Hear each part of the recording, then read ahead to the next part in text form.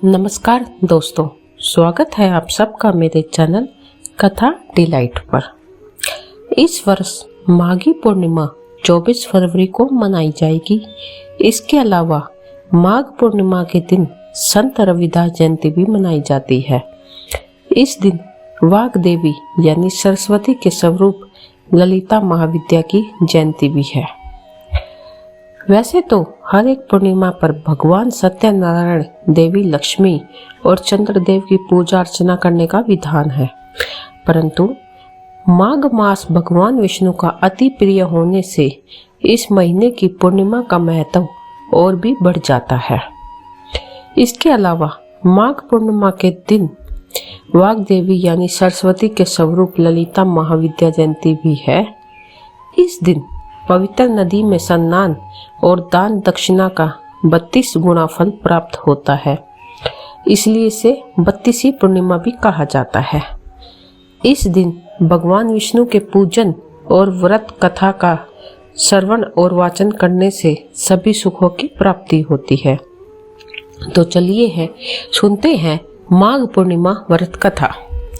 पुरानी कथाओं के अनुसार कांतिका नगर में धनेश्वर नामक ब्राह्मण निवास करता था। वह अपना जीवन निर्वाह दान पर करता था। ब्राह्मण और उसकी पत्नी के कोई संतान नहीं थी। एक दिन उसकी पत्नी नगर में भिक्षा मांगने गई, लेकिन सभी ने उसे बांझ कहकर भिक्षा देने से इनकार कर दिया। तब किसी ने उसे 16 दिन तक मां काली की पूजा करने को कहा। उसके कहे अनुसार ब्राह्मण दंपति ने ऐसा ही किया। उनकी आराधना से प्रसन्न होकर 16 दिन बाद मां काली प्रकट हुई। मां काली ने ब्राह्मण की पत्नी को गर्भवती होने का वरदान दिया और कहा कि अपने सामर्थ्य के अनुसार प्रत्येक पूर्णिमा को तुम दीपक जलाओ। इस तरह हर पूर्णिमा के दिन दीपक बढ़ाती जाना जब तक कम से कम 32 दीपक न हो जाए। ब्राह्मण ने अपनी पत्नी को पूजा के लिए पेड़ से आम का कच्चा फल तोड़कर दिया।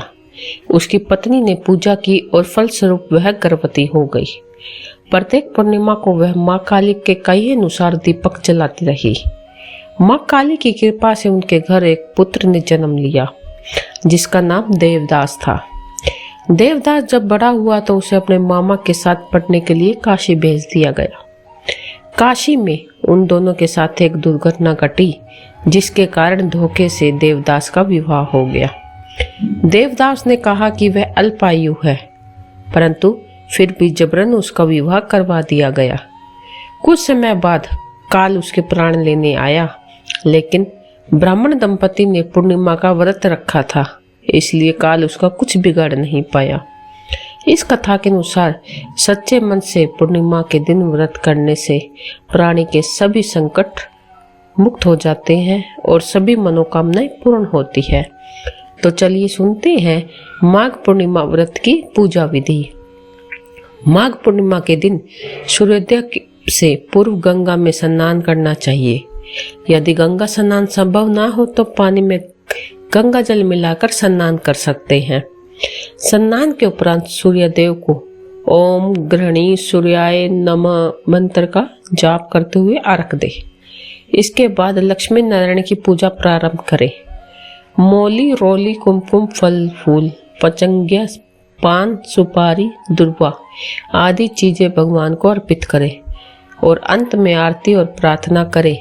इसके बाद दिन में यथाशक्ति दान दक्षिणा दे और शाम को चंद्रमा को अर्घ दे।